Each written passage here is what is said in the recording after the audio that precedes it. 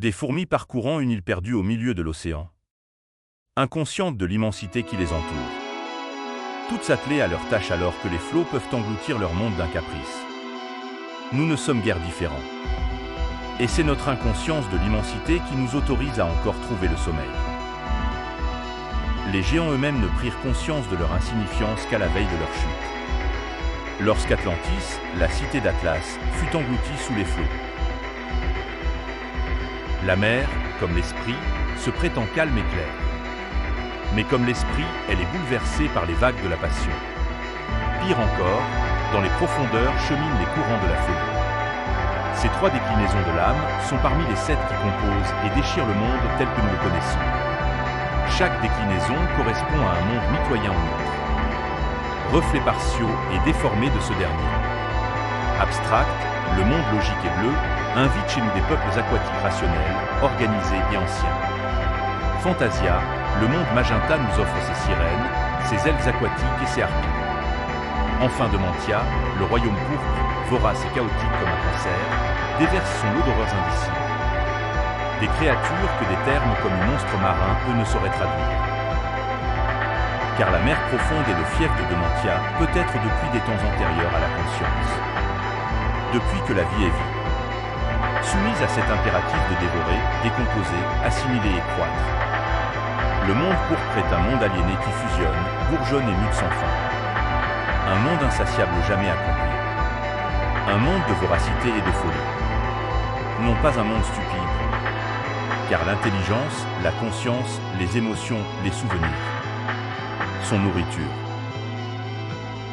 Le kraken n'est pas l'incarnation la plus insidieuse de Dementia, il ne dévore pas ses victimes de l'intérieur pour s'en servir de carapace ou de véhicule.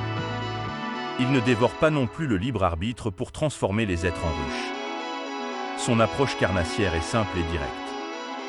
Le kraken, monstre tentaculaire, est probablement la plus ancienne et la plus massive créature de notre monde. Pour vous donner une idée de ses dimensions, les mythes du Léviathan ou du Jormungandr décrivent abusivement des créatures serpentines. Créatures qui ne seraient que 2 de ces tentacules particulièrement massifs. Si vous êtes intéressé par ses origines et que vous aimez les statistiques, vous n'accepterez pas que je vous dise que le hasard seul a permis à ce cancer du vivant, un parmi tant d'autres, ait pu prospérer et croître au milieu de ses compétiteurs, par simple exécution du hasard. Non. Le kraken a appris à structurer sa croissance, il y a des millions d'années, sur le principe de la fractale. Et si la nature chaotique de son être et de sa chair empêche l'exécution parfaite du pattern? C'est justement cette exécution imparfaite, éprouvée et sélectionnée qui a produit ce monstre monde. Cependant le kraken n'est plus bingue depuis longtemps. Bien sûr des royaumes côtiers peuvent affronter un bourgeon de ces bourgeons. Un tentacule de ces tentacules, un kraken de ces krakens. Mais la bête, aveugle et colossale, repose dans les fonds obscurs de l'océan. Grâce à la théorie des 7 dérives de l'âme, prononcée par saint Valtar, il est possible d'envisager une méthode pour explorer la bête si un humain voulait s'aventurer ou se faire engloutir au cœur du kraken. Le dédale d'Avaris, le labyrinthe jaune, forge des dragons, opposé entre autres à Dementia, est associé aux métaux et aux gemmes, aux matières minérales. C'est ainsi que Dementia ne dissout ni ne recompose ces matières. Elle ne les incorpore pas, ni ne les digère ni ne les interprète. De même probablement que le kraken et son écosystème. Il doit être possible, revêtu d'une enveloppe hermétique de métal ou abrité par un véhicule étanche fait de certains matériaux, de pénétrer puis naviguer au sein du monstre. Qui sait quelles horreurs, mais aussi trésors anciens vous pourriez trouver au sein de ce balai grotesque et immense de chair vorace. Au sein du kraken. Digéré mais aussi nourri par ce dernier, il se trouve des monstres, des peuples qui le parcourent, l'explorent, y vivent.